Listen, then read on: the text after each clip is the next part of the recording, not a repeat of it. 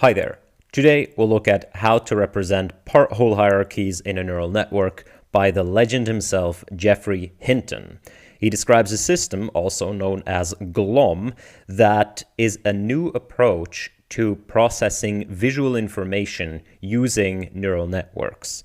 And interestingly, the paper starts off by saying, this paper does not describe a working system. So this is an idea paper, Geoffrey Hinton's suggestion of how we should go about solving vision or furthering vision in the AI community. He says openly, these are just ideas. Please prove me right, prove me wrong, try them out, and so on. And I absolutely welcome this.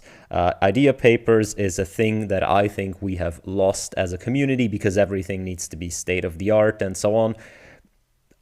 This is super cool, and I encourage more people to do it. I'm not saying you're going to have the same kind of success with an idea paper as Geoff Hinton. He is banking on his name in large part with this, but nevertheless, it's just an archive paper. Like, I see people complaining, this would never be possible if it wasn't. Yeah, it wouldn't. Like, people wouldn't pay attention, but you're welcome to write your ideas and post them on archive. Or write a blog post, make a YouTube video. Anyone has opinions. So, go ahead. So to the paper itself, GLOM, as you can see here, GLOM stems from agglomeration, is a system that instead it presents a single idea about representation, which allows advances made by several different groups to be combined into an imaginary system called GLOM. The advances include transformers, neural field, contrastive representation learning, distillation, and capsules. GLOM answers the question, how can a neural network with fixed architecture parse an image into a part-whole hierarchy which has different structure for each image? The idea is simply to use islands of identical vectors to represent the nodes in the parse tree. If GLOM can be made to work, it should significantly improve the interpretability of the representations produced by transformer-like systems when applied to vision or language.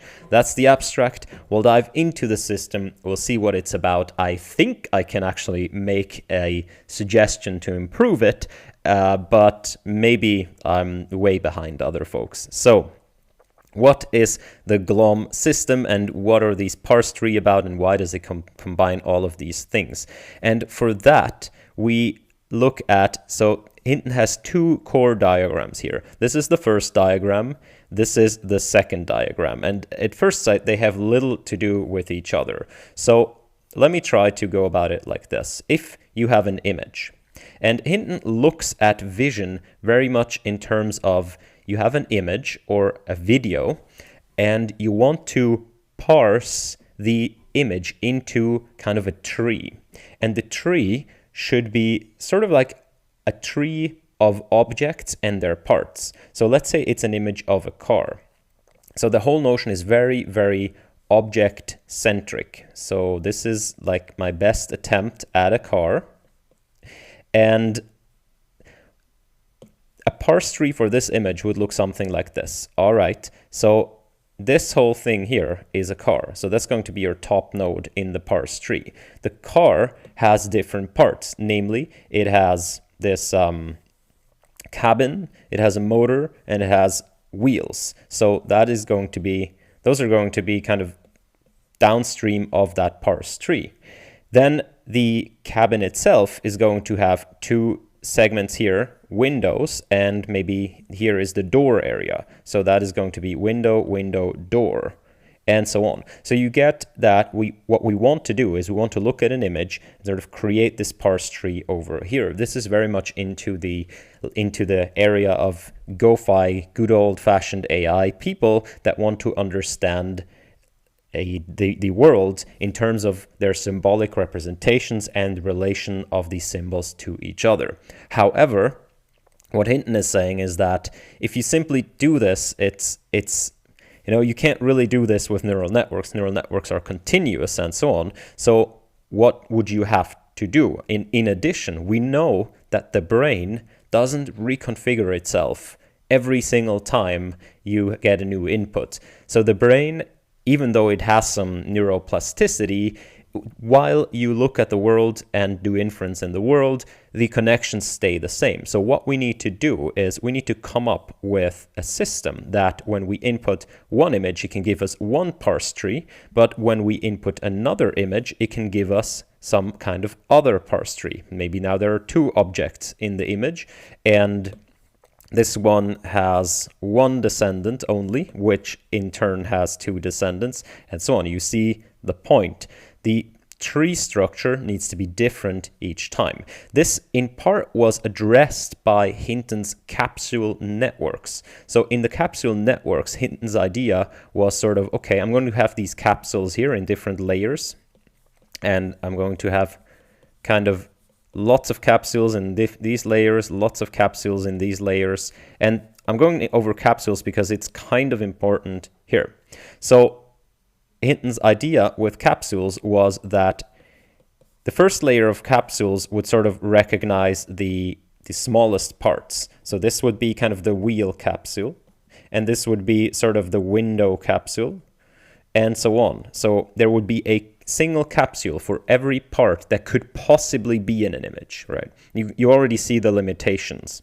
Because if you want to recognize the whole world, you need many capsules. But nevertheless, this was the idea. So a capsule would be active if there was the given object in the image. And then the next thing here, this would be kind of the motor capsule. So the motor capsule, and this would be the cabin capsule, and so on. So the window would activate the cabin capsule, but the door capsule would also activate the cabin capsule, and so on. And the wheel would maybe activate, I don't know, the wheel should probably be here as well. Wheel at this level would activate that, and then all of these things here would activate the car capsule. Sorry. So you can see that this parse tree here is generated dynamically, right? These connections, this routing in capsules is generated every time different. So in the next image, there could be a different object, different capsules are activated, different things are routed together. The parse tree is different. However, you need these many, many capsules for that. Every one capsule per possible part in the image. And that was just infeasible. And also the routing was very cumbersome in these capsules.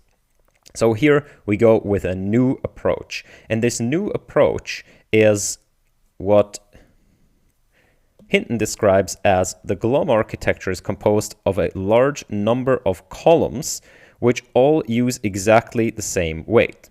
Each column is a stack of spatially local autoencoders that learn multiple levels of representation for what is happening in a small image patch. Okay, so we're going to build up some kind of imagination here. At the bottom level, we have our image. So our image is going to be lying flat on the ground. Maybe you can see it like this.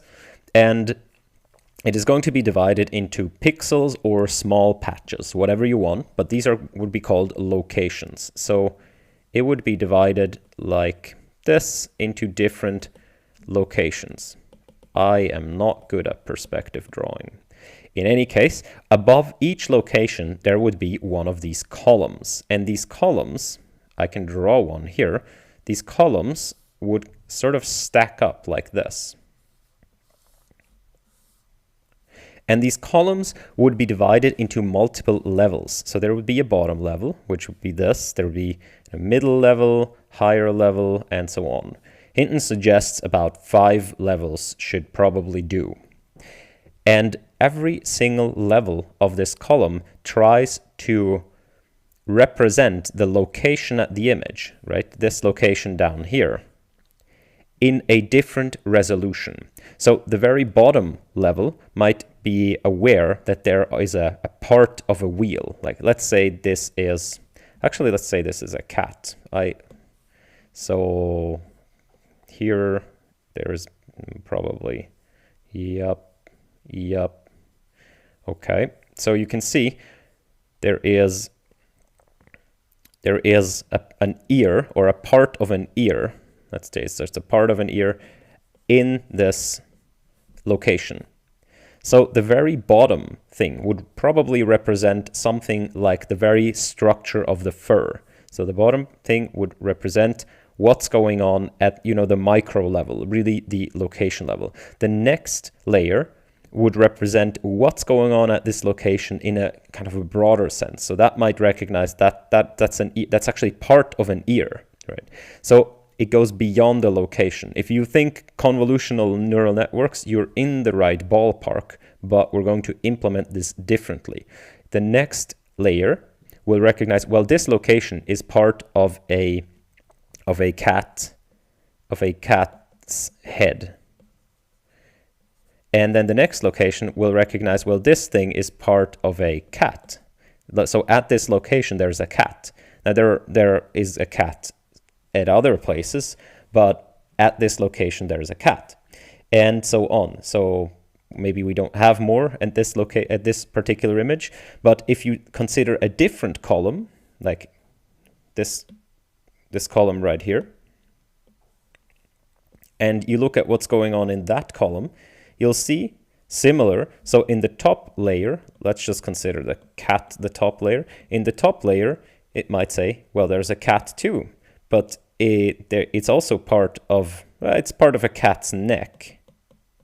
And then here maybe there's a bunch of, a chin. And there is also a fine fur structure of the chin. So you get the idea. Every column will build up these representations, and these are vectors. So these are embedding vectors. So at the bottom location, you'd have the fur vector, and then this vector is the ear, whereas over here, the chin would be very different. It would be a different vector at the same layer. So the only thing that agrees here is the cat vector. The cat vector in this top layer would agree between both of these columns. I hope you get the idea. You have a column above each of the locations. Every single layer in the column represents that particular location, but at a different level of abstraction and a different level of, I don't want to say resolution, but it would consider more and more of its neighbors. The question is, how does it consider its neighbors? And how do you learn these things, right? So how do you learn these different abstractions? And that's where these columns, they communicate with each other. So Hinton imagines that this is a process over time where the columns iteratively communicate to each other, and within the column, the layers communicate to each other. And this is one of these first diagrams right here. So this is one single column over time. Okay, this would be the fur at the ear. This would be the cat's ear, and this would be cat. Okay, so the information so the embeddings are updated by sending information around. Every single embedding, which means that every single vector at every single layer of every single column is updated by simply averaging 4 things. So we have the embedding at layer L at time step t plus 1 is going to be, at layer L location X is going to be a sum between the 4 following parts. It's going to be the embedding at the last time step, right? So this is sort of a recurrent neural network.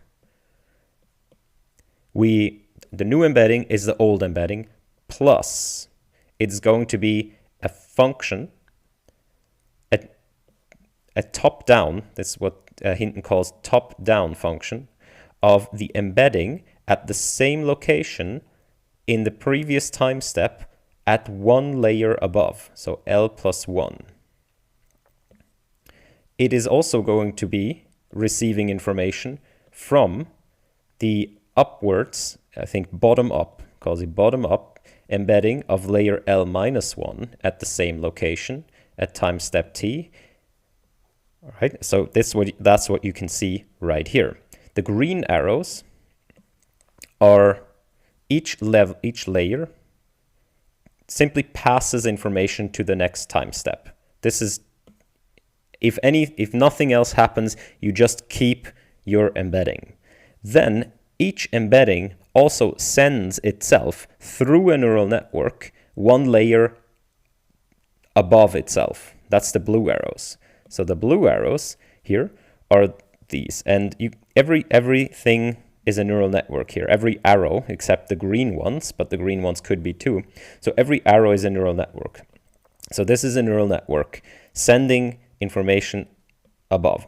And this is intuitive, right? So the ear embedding would sort of send information about itself, like saying like, hey, I'm a cat ear. Sends it above, and it goes through a neural network because it needs to be transformed. The neural network has to learn, well, if it's a cat ear at that level, it might be a cat at the top level. And lastly, every single layer sends information down, and that is the red arrows right here. They're also neural networks. So the cat ear says, well, I'm a cat ear. So downstream of myself, there might be, some fur structure, right? So all of these embeddings, they try to predict each other. They try to predict the neighbors of themselves. And Hinton's idea is that by aggregating over time, they will sort of reach a consensus of what is in these columns.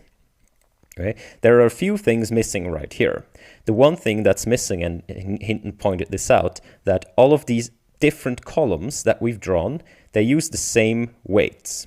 Okay, so, and he discusses this at the end of the paper. It's not really biologically plausible, but there's an ensemble effect. We won't go into that.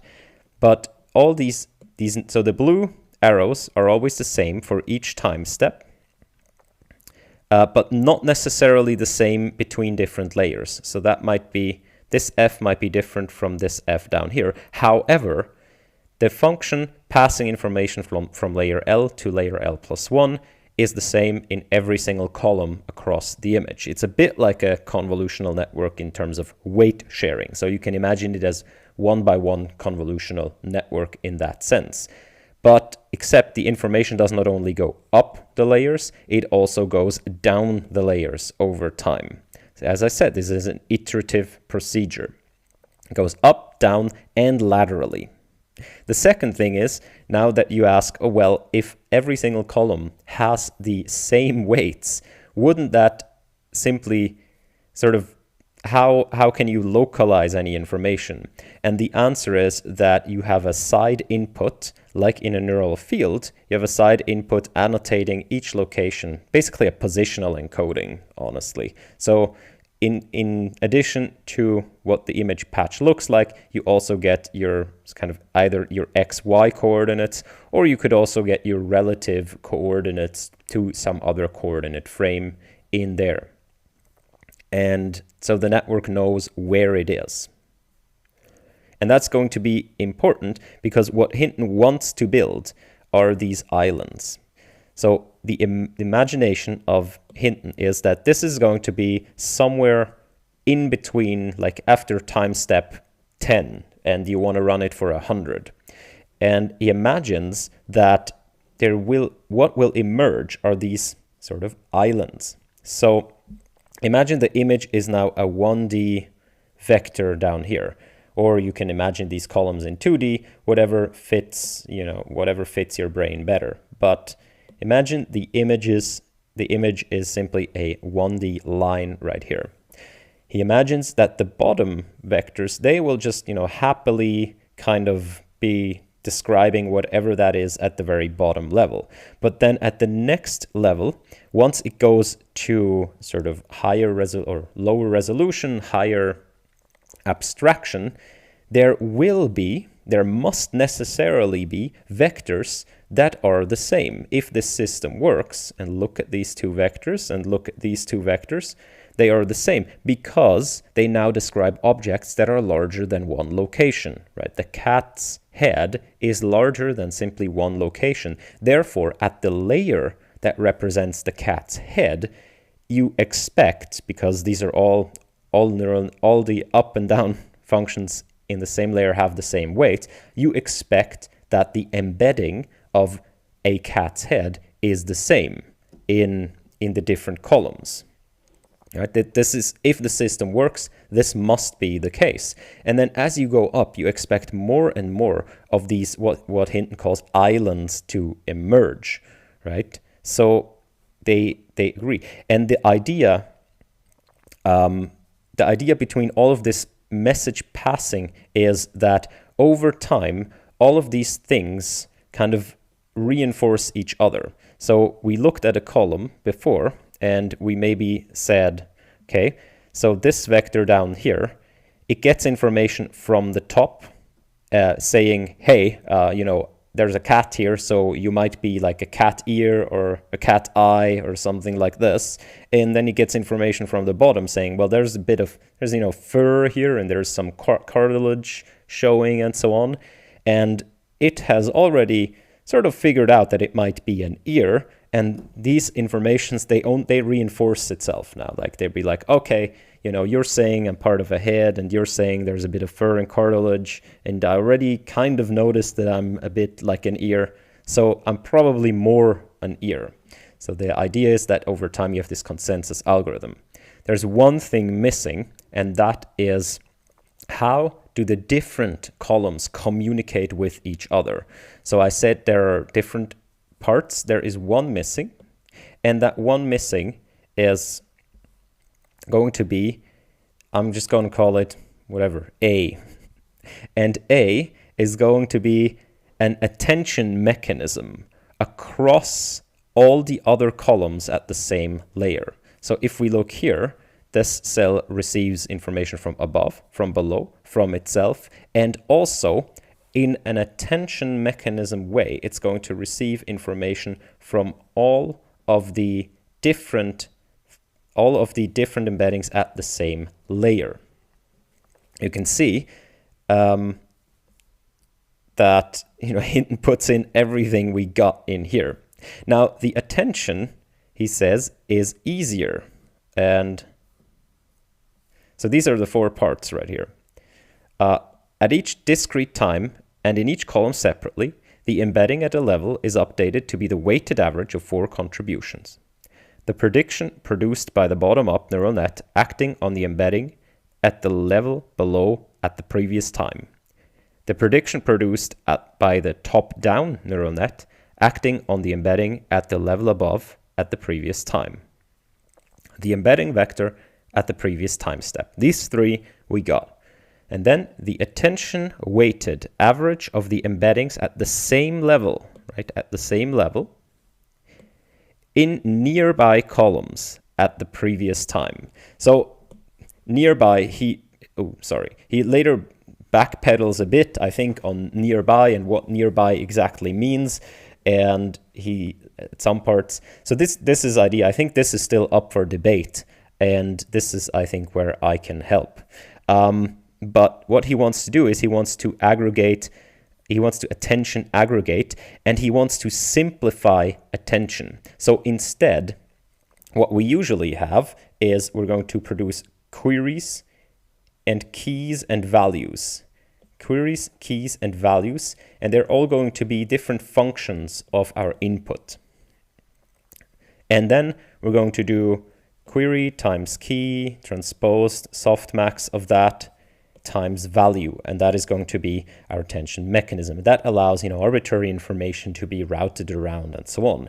Hinton says, nope, what I want is simply that all the queries, the keys, and the values, they're all just equal to the embeddings themselves. So the attention mechanism would work out to be the softmax of x times x transposed times x. And what that does is, if you yourself are the query and every vector also itself is the key, what do you attend to? You attend to vectors that are very similar to yourself. And you can see that in Hinton's diagram. the one we circled dark blue, what would it attend to? Well, it would probably attend to its left-hand neighbor, the one you can see circled. I'm going to circle it. This one, it would probably attend a lot to.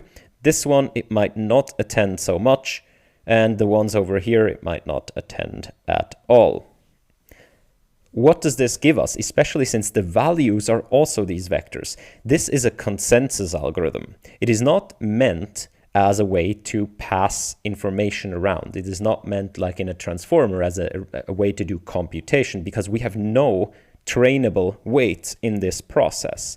It is simply meant as a consensus algorithm. So Hinton imagines that by doing this, by sort of attending to things that are similar to you and then integrating their values, there will be these islands forming. And that's what you see right here. You can imagine if two vectors are already close at the same layer, this mechanism will make them even closer. So this is a sort of a clustering algorithm. And so my question is that these drawings, you look at them, they are very specifically constructed. They're constructed such that a parse tree is emerging. So when you look at this, you have a clear sense. I can probably move all of that crap out of the way. You can see the parse tree, right? Because the black thing is going to be the top node right here. Let's leave away the scene level embedding for now. The black thing is going to be the top node. And then it has two child nodes, this one and this one. And then it has every one of those has two child nodes. But it doesn't have to be in this case. So this dynamically, and every one of them, the black ones are individual. This is dynamically constructing a parse tree, right? The parse tree here is something like this. And then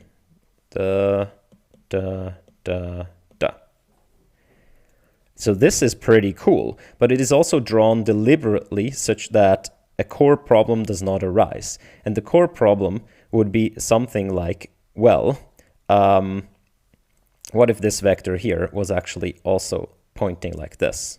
Okay, so it is not in the same area of the parse tree, right? If you go down the parse tree, it is actually here. Now, if we do what Hinton says, and if for this vector here, we do this aggregation via attention on the same layer, what we will attend to is this vector over here. Now, this is probably not meant to be, because this vector over here, it can represent the same thing, but you can see it's not in the same path of the parse tree. And he mentions this a little bit throughout, but not necessarily clear. And the drawing makes it seem like there's no problem, but I hope you can see how this is a problem. The attention would pull in information from over here. However, the whole parse tree here and the island on the top layer suggests that these two things should be parsed independently from each other and therefore also processed independently from each other. So here is my suggestion to extend this. And maybe Hinton's already thought of this, but I would suggest that this attention mechanism here is modulated by how close two things are in the parse tree. Okay, so what would that be? So for a given vector, it would be how much do you attend to this vector right here? Well, a lot, because it agrees with you, right? The softmax of the inner product would be high. It agrees with you, and also it is in the same branch of the parse tree. So that's perfect, right? This one right here doesn't agree with you, but is in the same branch, so it could potentially later agree with you through a consensus algorithm. However, this one over here, you probably shouldn't attend to that too much, even though it points in the same direction, because it's in a different branch of the parse tree. You shouldn't attend 0 to it, because these branches on top, they could change. And by you sending information there, this one could change the top structure here. That could agree more with your branch of the parse tree and so on. So my suggestion would be that let's not only get the softmax of the current layer things, but let's do x times, and here we're going to have a sum. So this is going to be k, and let's say we're at layer L, and this is layer 1, this is layer 2, this is layer 3. I'm going to number them from the top, actually from the bottom. Layer M minus 1, and this is layer L. I suck at this. So from the current layer, I want to go up the hierarchy until layer 1, and I'm going to take the softmax of the representation at layer L, at layer K, where I'm at, xk transposed, like this. What we aggregate is still the values on the current layer, but how much we should attend to that should be dependent on the parse tree. And we do that like this, and maybe we have like a kind of a lambda k, L minus k. I hope you get what I mean. So how much you aggregate this sum here? This sum here is weird. This should go probably. Hi, it's Future Yannick, and I just wanted to write that down again.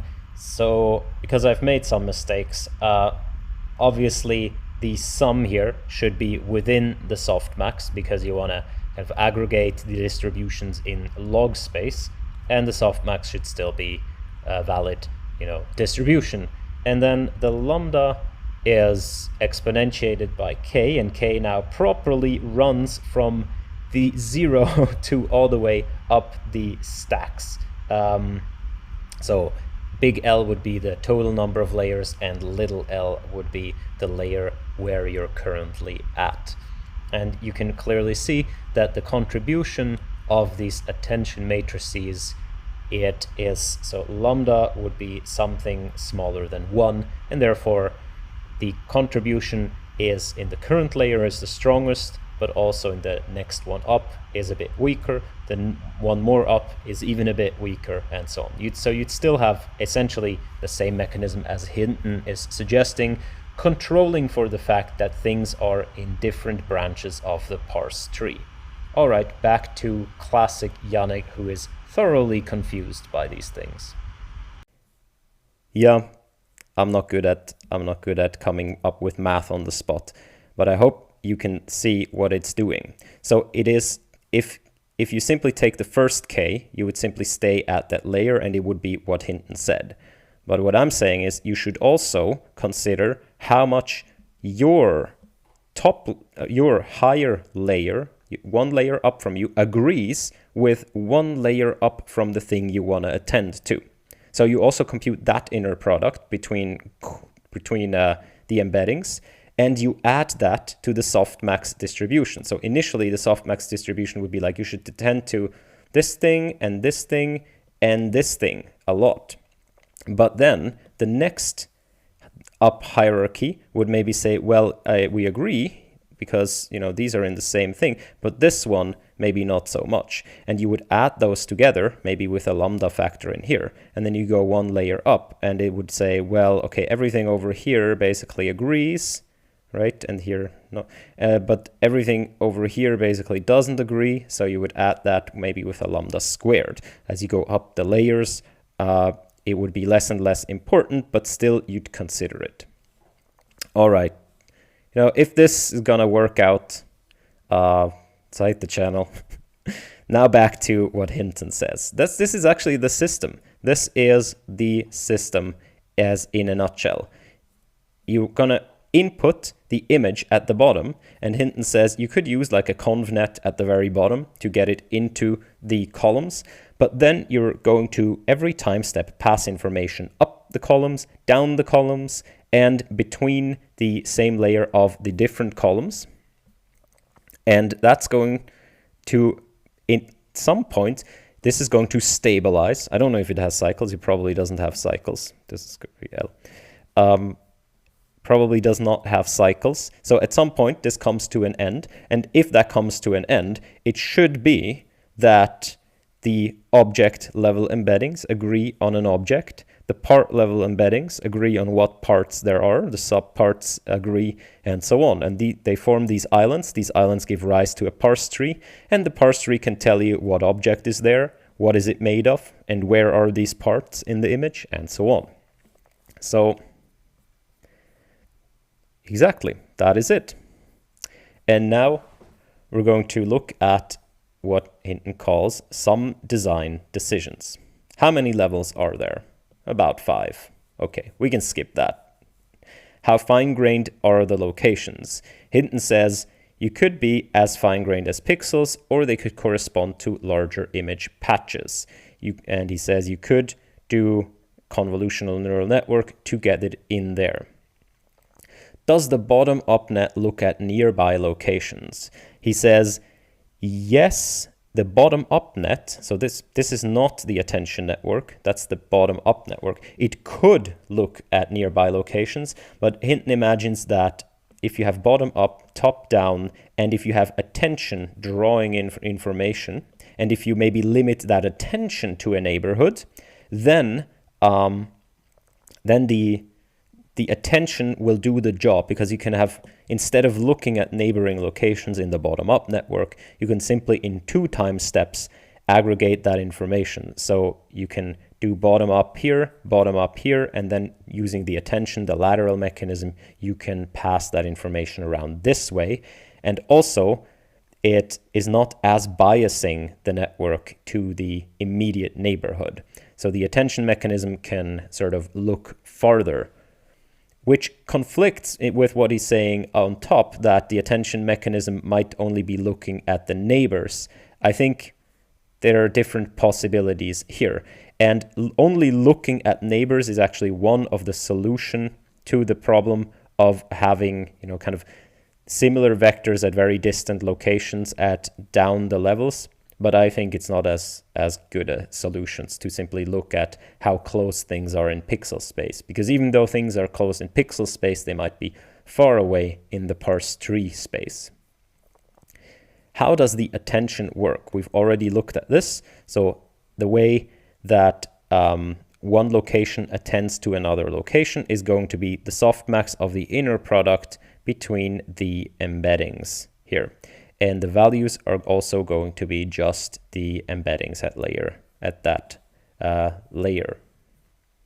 The visual input, he says convolutional net could be used. Color and texture, he says, he gives this example, like if an object is entirely pale or entirely green or entirely, I don't even know how to pronounce this, the color of a part is straightforward. But what color is the whole object? So this entire notion of capsules, by the way, Hinton imagines this as these embeddings represent kind of properties of the object. So that the cat ear embedding represents not only the fact that it is a cat ear, but also different properties about the cat ear, and even its location in the image is in the embedding. And we know that transformers, they must be doing something like this, because we feed in positional embeddings, for example, at the very bottom, and it can still compute things in terms of positions. So there's an intrinsic connection between kind of capsules and the kind of transformer architecture. He says one of the motivations of GLOM was the idea that the whole object has a compound color, which might be called pale green or mauve. And at the object level, every location belonging to the object has exactly the same compound color. So the object is whatever this all over. When deciding which other locations the object level attend to, preference would be given to locations with a similar compound color. So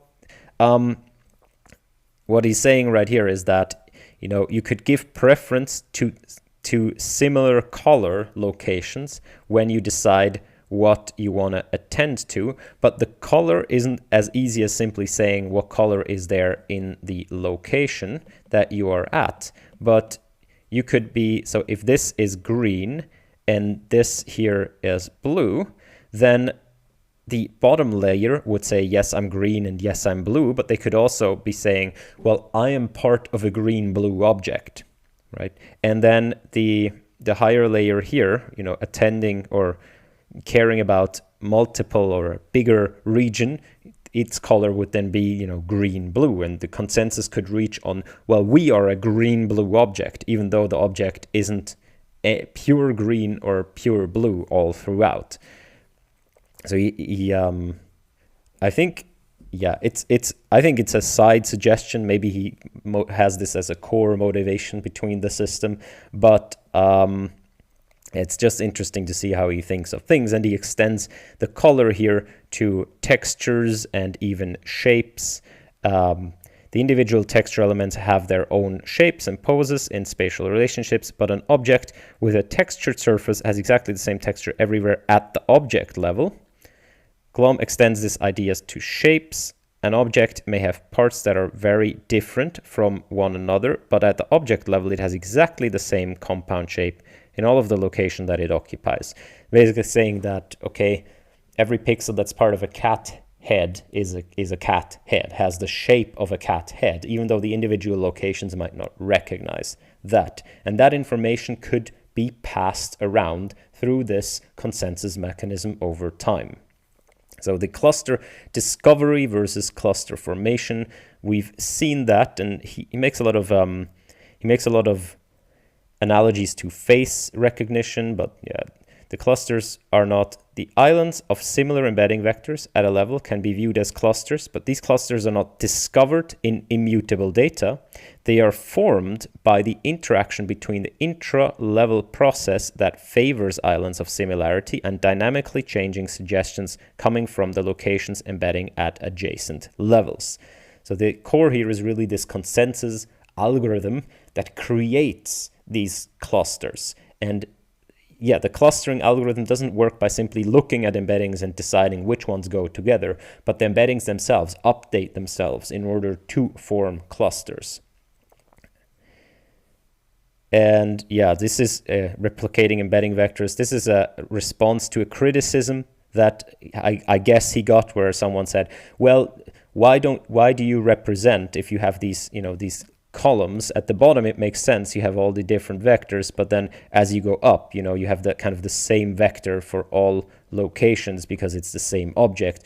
Why does it make sense to replicate that everywhere and not just have one? Because in a database we just have one.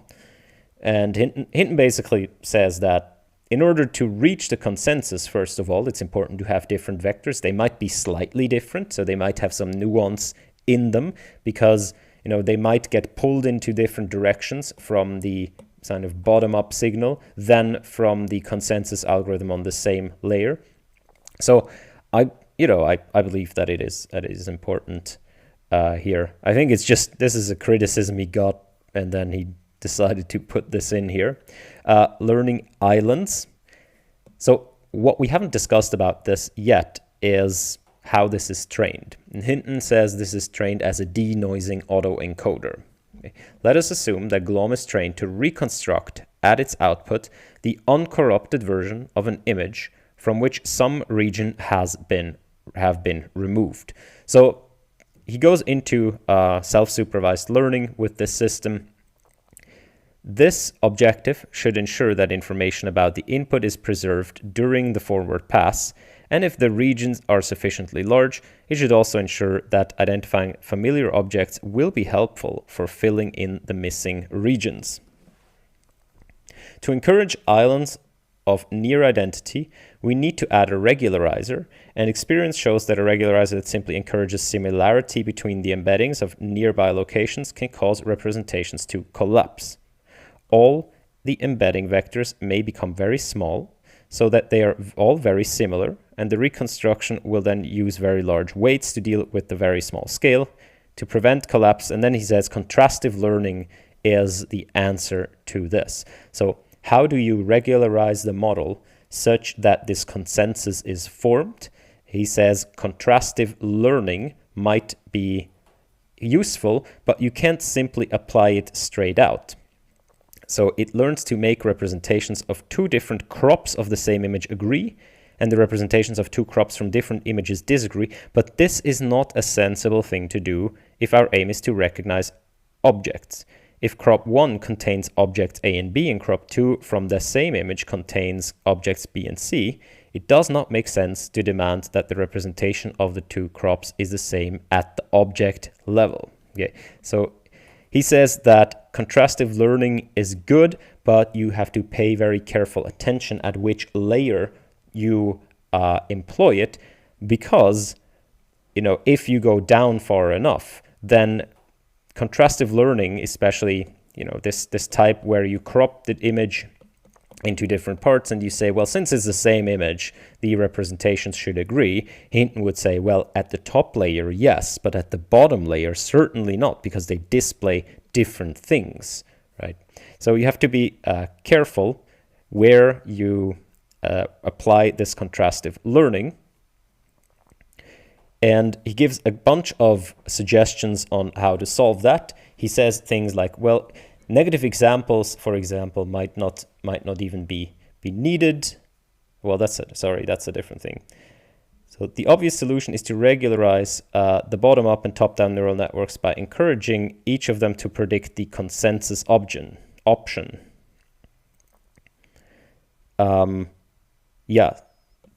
This is the weighted geometric mean of the predictions coming from the top-down and bottom-up networks, the attention-weighted average of the embeddings at nearby locations at the previous time step, the previous state of end, there should be an end here, and the previous state of the embedding.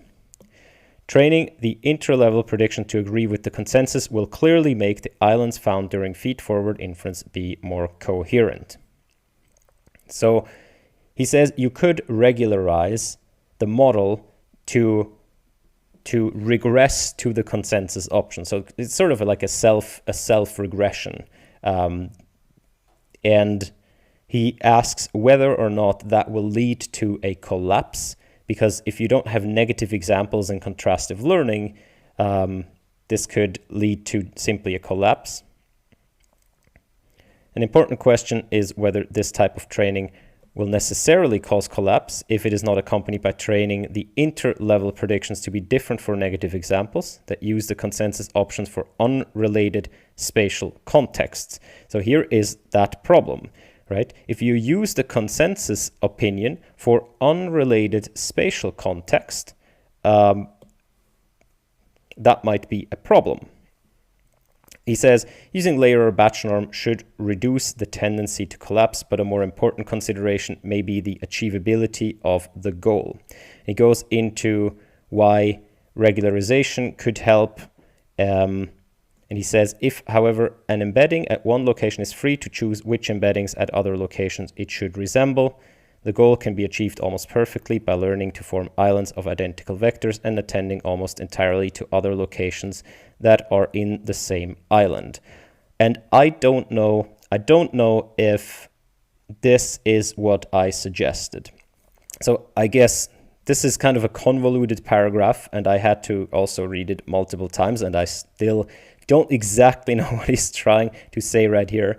But I think what he's saying is that what we want to do is we want to sort of regularize the network to produce this consensus, right? So we have a bottom-up signal, a top-down signal, we have a current value, and we have the signal from the attention mechanism.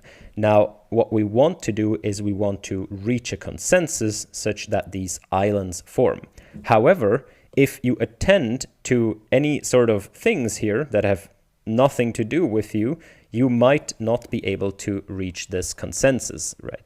I think that's the problem. I think he's touching on the problem that I said before.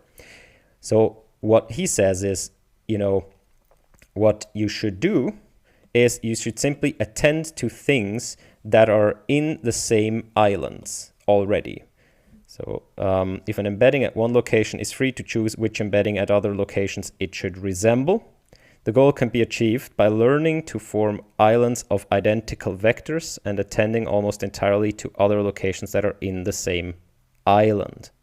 Now, I think here what he's doing, he makes the case for the attention mechanism itself, right? So he says, if we simply draw in information from the same layer here, any old information might come in and we might collapse or we might never reach consensus because any old information might come in. However, if we introduce the attention mechanism into this whole thing and only draw in information from the selected neighbors that already are in the same group, in the same island as me, then this consensus algorithm works. So if the network is now forced kind of to learn to build these islands of similar things in order to make this consensus work, if we regularize this consensus. So I believe he makes the case for the attention mechanism. I don't think he, in this case, considers kind of the next up layer islands. What I would say is you need to consider the island membership all the way up the columns in order to decide which locations, right? It's free to choose which embeddings at other locations it should resemble. I think, yeah, this is the case for the attention mechanism. Okay, I hope you're still half with me. If not, I'm a bit confused too, but I think what he's doing is he says, contrastive learning would be good. You can use it, but you have to be careful at which layer you do it. Another regularizer to form these islands would be regularize the network to conform to the consensus opinion. However, if you simply aggregate information from the same layer, then that wouldn't work because, the different things in the same layer might correspond to completely different parts of the image. Drawing in information from there would not help you. How do you solve this? By introducing the very attention mechanism that he introduced in order to only draw in information from parts of the same layer that actually are related to you. Okay. The next consideration he does is representing coordinate transformations. So how does this represent coordinate transformations? There was a CapsuleNet paper where he explicitly represents coordinate transformations in kind of 4-dimensional quaternion space. And he says that is probably not needed because you don't want to, here says, you could represent this by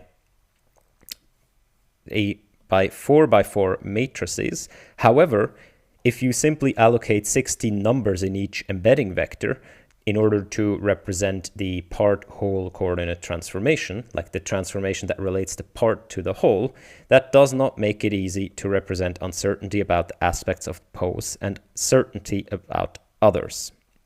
So the problem here is that we know that humans, when they watch something, right here, when they watch a scene, like this is a chair, and there is a person, a very tiny person on the chair, we don't see necessarily the coordinate frame of the world. What we see is we see the coordinate frame of the chair, like maybe this is the center, and we see the person in relation to the chair. Our brain seems to do this intuitively, and Hinton thinks that a system like this should also do it intuitively. So somehow the coordinate transformations involved going from the eye to the reference through the frame of the chair, and then from the chair to the person, they should be somehow encoded in this network. However, he also says that it's probably not necessary to encode them explicitly as, explicit coordinate transformations, because not only does that make it harder probably to learn, but also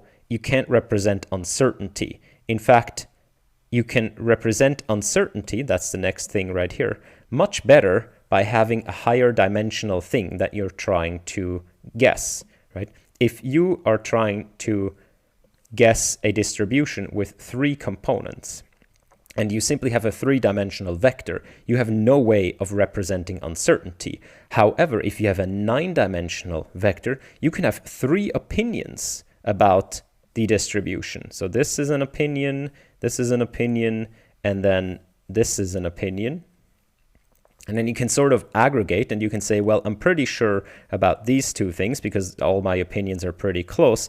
But this one here, I'm not so sure because my individual things say different things. Things say things. All right, this video is too long. So that's his argument right here. We don't need explicit representing of uncertainty because by simply over-parameterizing, we can already represent uncertainty well. And we also don't need disentangled position information and so on. We don't need different position informations because, again, the network can take care of that. And he gives a good example, like why would you have disentangled coordinate frame if you have an image? And in the image, the picture in it is this. How do you know if that is a rhomboid shape or if it is a rectangular piece of paper viewed from the side? I should probably draw it way closer, something like this. I suck at this. You probably get what I mean. Like if it is a different object, it has like the object and the coordinate transformation are dependent upon each other. And so it makes sense for the neural network to actually entangle the two because the two things depend on each other. In essence, he's just saying, don't worry about explicitly representing all of the different things. We got it. Like the neural network can do all of these things, like uncertainty or position and pose transformations. So here he compares it to different other architectures, comparison to CNN, comparison to transformers, comparison to capsule modules, and at the end it goes into video. At the very beginning he says the paper is about actually a video system, and you can kind of see that because we go through this algorithm in multiple time steps, right? You have it's like you analyze an image with these columns, which gives you sort of a 3D tensor with the image at the bottom. And you go in the next time step, you have a new 3D tensor, right? You pass this whole information around with the image at the bottom. And Hinton says, well, why does that need to be the same image? That could also be different images. So you could use the system to analyze video. So what he does is he says, at the same time you do this time step to find agreement, you could actually swap out the video frame, you could swap out the video frame and produce a slightly different video frame. And you could actually have a kind of an ensemble regularizing effect. So as the whole columns here, the whole system comes to a consensus over time, you feed in different information at the bottom. And what he says is that, if this is a slow enough video, then the top layers here could still reach an agreement, while the bottom layers would change rapidly, but that could be sort of an ensemble or a regularizing effect that it even has. So he intrinsically connects these two time dimensions because they would be separate, right? You could input a video and then in each frame you could do this consensus finding algorithm. But he says, no, it's actually cool to consider them together to do the consensus finding while you sort of watch the video. It's just not clear that you always need the same amount of consensus finding steps as you have video frames. So maybe you want to take like 5 consensus steps per video frame or the other way around. Not sure.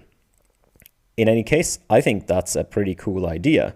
And he says things like, if the changes are rapid, there is no time available to iteratively settle on a good set of embedding vectors for interpreting a specific frame.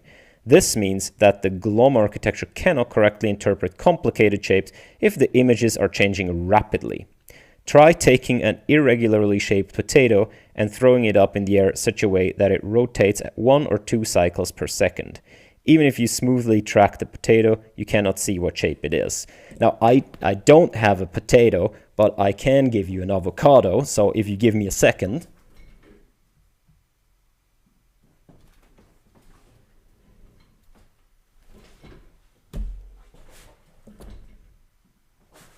How's that? Could you track the shape? I don't know. Probably Hinton's correct. All right, he talks about, is this biologically plausible? And I don't want to go too much into this. He discusses some restrictions, like, we still use backprop, and is backprop plausible, and so on. I love this sentence. In the long run, however, we are all dead. And then the footnote saying there are alternative facts. But yeah, he discusses whether it's biologically plausible. How could you modify it to make it more plausible? For example, when you want to do contrastive learning, there is evidence that dreams, during sleep, you do contrastive learning, like you produce the negative examples during sleep, and then during the day, you collect the positive examples, and so on. So I think this is a more speculative part of the paper, but it's pretty cool to read it. And lastly, he goes into discussion. He also says, like, this paper is too long already. I'm gonna just briefly talk about this. And he trashes the neurosymbolic people a bit. Like, he trashes the people that say, no, neural networks can never do whatever. And he says pretty clearly, look, neural networks can represent trees. I've given you a system. Also, BERT can output parse trees. So shut up, I guess. And he comes up with this GLOMBERT name, which, is already coined. If you wanted to do GLOMBERT, that's already taken. Sorry. I also, by the way, coined the name Megalomania right now. Okay, if you wanna use it, it better be a pretty cool machine learning system and be based on GLOM. All right, that was the paper. I think it's a cool system. It has a bunch of parts that are maybe not super friendly to hardware at the time, like this iterative procedure, but honestly, it is not much more than a recurrent neural network with very complicated recurrence functions. The video extension might be a bit tricky, but the rest and the regularization might be a bit tricky. The exact objective, so the denoising autoencoder objective, isn't super detailed in the paper. He simply says, reconstruct a corrupted version of the input. How exactly the input happens, maybe there's a CNN, maybe the CNN feeds information into actually multiple layers. None of that is exactly specified, so there's lots to figure out. I do think the ideas are very cool, and I love idea papers, and therefore I recommend that if you're interested more, give this thing a read, give this video a like, share it out, and I'll see you next time. Bye-bye.